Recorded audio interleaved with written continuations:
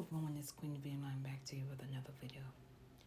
This video pertains to the unfortunate unaliving of 13-year-old Niyah Baker. Sending support and condolences to the Baker family, loved ones, and community at this time. I cannot begin to imagine the loss of a child, let alone how this baby's life was ended without regard or respect.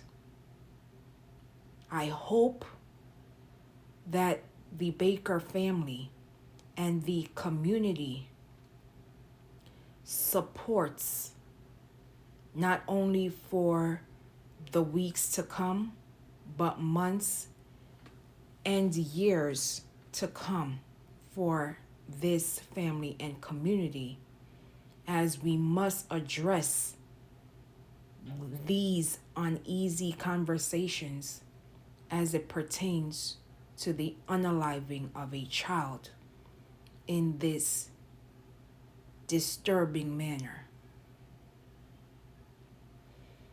The opening words of Columbia Chief Skip Holbrook were brutal, heinous, vicious, gruesome, monstrous, and disturbing when describing the homicide of 13-year-old Niyah Baker, whose body was discovered on January 15th, 2025 in an abandoned South Carolina home. Officers arrested and charged two minors, aged 15 and 16, with homicide in addition to arson, possession of a weapon during a violent crime, and desecration of human remains. According to reports, Niyah Baker's body was found 20 miles away from where she was previously reported missing from foster care. In the press conference, it was stated that Niyah Baker suffered traumatic injuries and was severely burned to the point visual identification was not possible. According to Holbrook and Richland County Coroner Nadia Rutherford stated the coroner's office used clothing and dental records to extract DNA and confirm Niyah Baker's identity.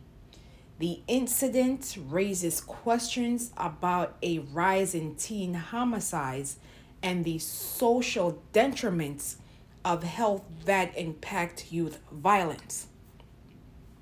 Both suspects were frequent runaways who had dropped out of high school. The 16-year-old suspect has a history of disorderly conduct and was wanted by the Department of Juvenile Justice for cutting off her ankle monitor. All of the girls involved had some sort of affiliation with systems that were supposed to protect them, and I believe the system failed all three of these young women. Rutherford told USA Today, adding that shrinking allocation of mental health resources has contributed to the problem. According to the U.S. Department of Justice, the number of young people ages 12 to 17 years old were unalived by homicides nearly doubled between 2019 and 2022, from 717 homicides in 2018 to 1,409 in 2022. Experts state that investing money in the welfare foster care system and devoting attention and trained professionals to vulnerable youth and help mitigate youth violence, according to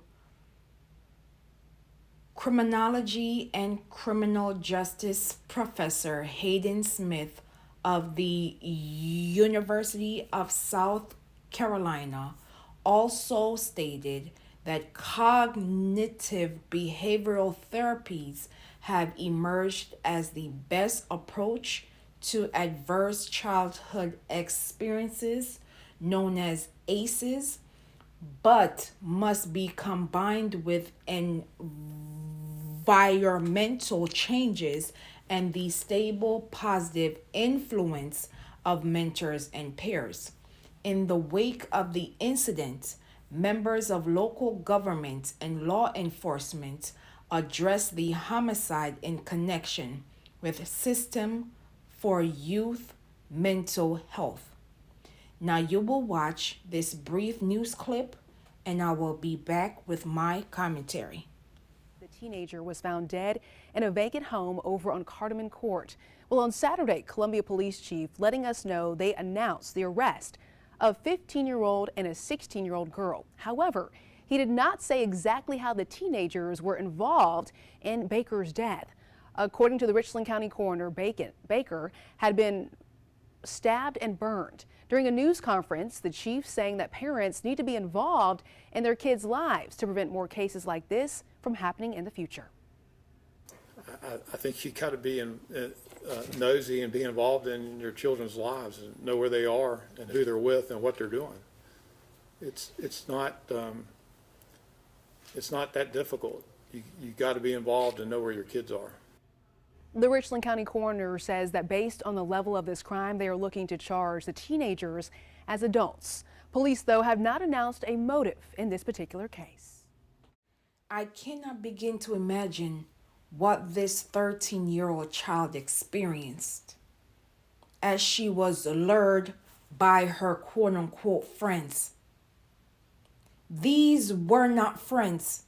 These were enemies that hated this poor baby.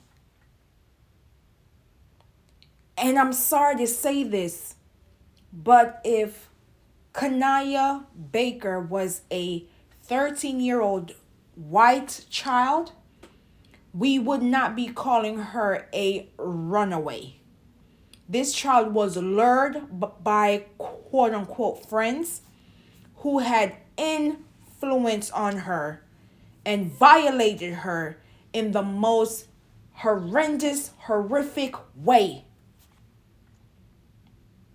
In the words of Tiana Taylor, it be the ones who say they ride for you. It be the ones you love them too. It be the ones who swear they real, not true. I want parents and adults who have children in your households to have these uneasy conversations with your babies, because these are not friends. These are monsters. Yes, I said it, monsters. How can you light up your friend? How can you assault your quote-unquote friend? Yes, there is something mental going on here, but let us not get away from the fact that these quote-unquote minors violated their quote-unquote friend who is 13 years old. She's also a baby. We have to stop using mental health as a crutch when these types of crimes occur. Now I know that we are living in a post-COVID era, and with social media, oh my gosh, we need to get back to the humanity of surrounding our babies And I'm telling every adult that is watching this video right now, I am telling you, you have to be nosy in your child's phone. You are paying those bills. You have every right to find out who they are talking to, whether it's on their cell phones, their tablets, their computers. I don't care. You are a child, and it is my duty as the adult to protect you for as long as I can.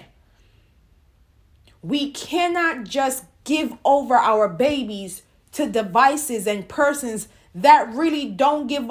You know what?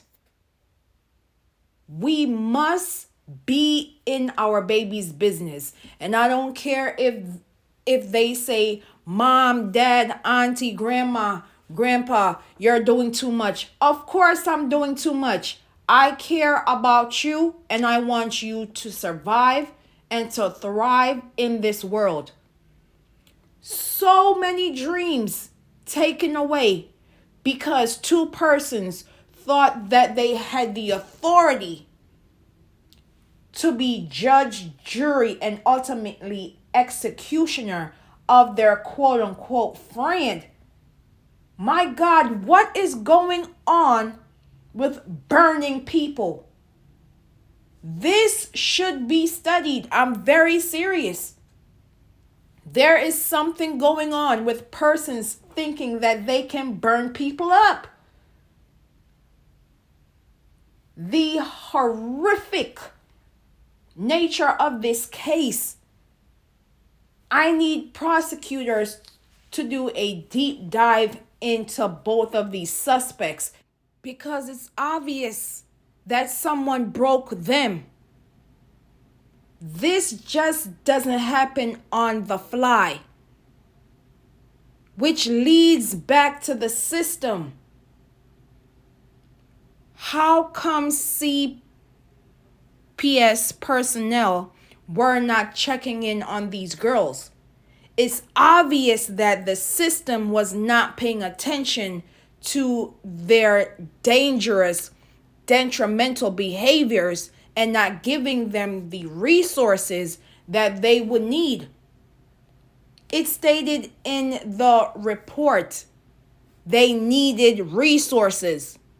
So it goes back to the system of not providing access to care, which failed these girls.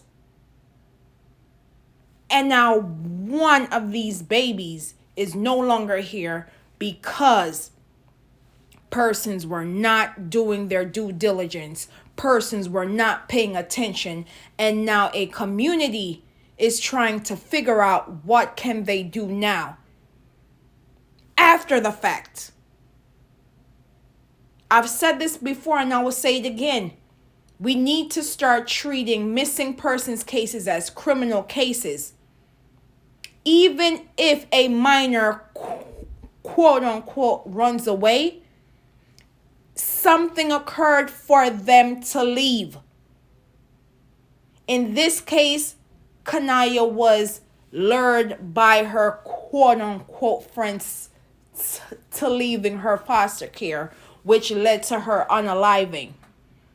So again, we must treat missing persons cases as criminal cases, as time is of the essence, and we must be mindful of the information we are sharing on social media, as it does have influence on missing persons cases. Meaning, please be mindful of spreading misinformation, disinformation, aka lying, because once those stories spread, it does influence officials into investigating missing persons cases. And it does affect the loved ones of these missing persons cases, known and unknown. We must be mindful of what we're doing as it pertains to these sensitive cases. Every second, every minute, every hour, every day counts. I will leave in the comments and description below for organizations and hotlines as it pertains to missing persons cases.